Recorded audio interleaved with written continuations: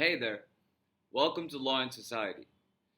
Today, I want to talk to you about the college protests.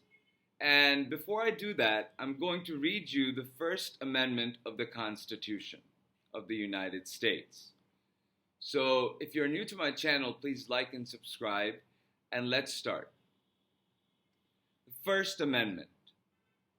Congress shall make no law respecting an establishment of religion or prohibiting the free exercise thereof, or abridging the freedom of speech or of the press, or the right of the people peaceably to assemble, and to petition the government for a redress of grievances.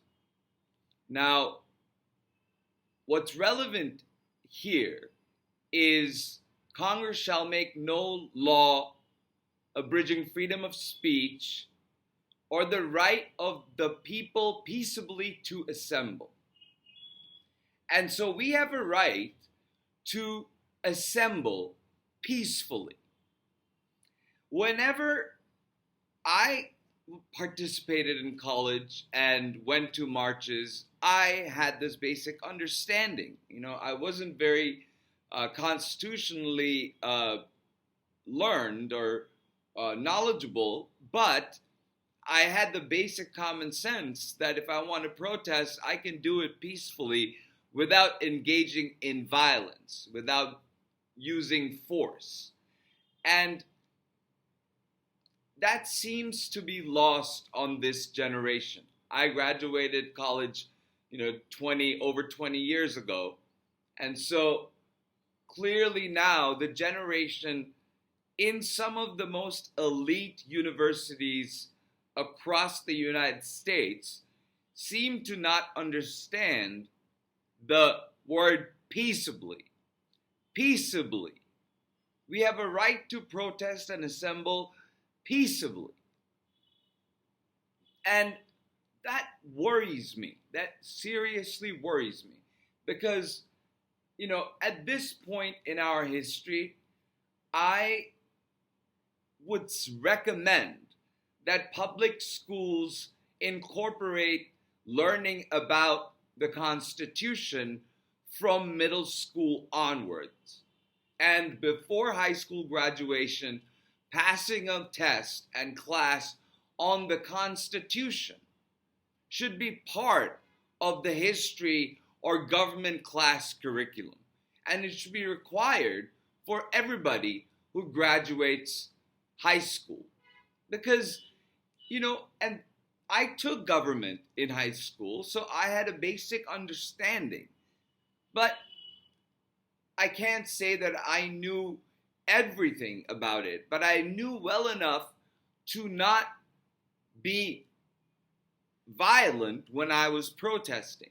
I had a right to peaceably assemble. I remembered that part.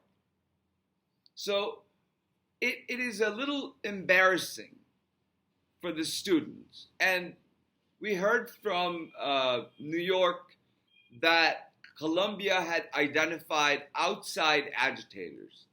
And I talked about that, and I warned about that.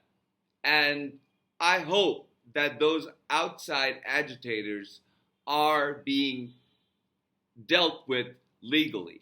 And even the students who engaged in violence, broke the windows and doors out of Hamilton Hall, the ones who pushed up and protested against and moved against the police, these people, or security, campus security, these people engaged in violence.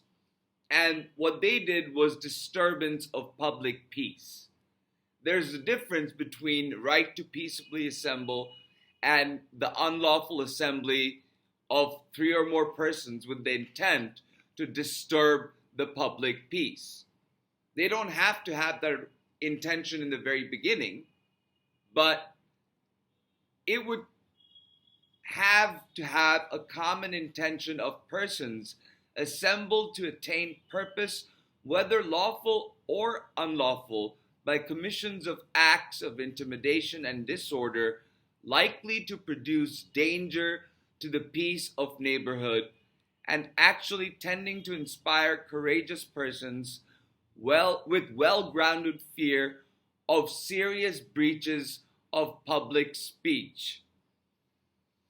If these persons take step towards performing this forcible and violent execution, it becomes a rout.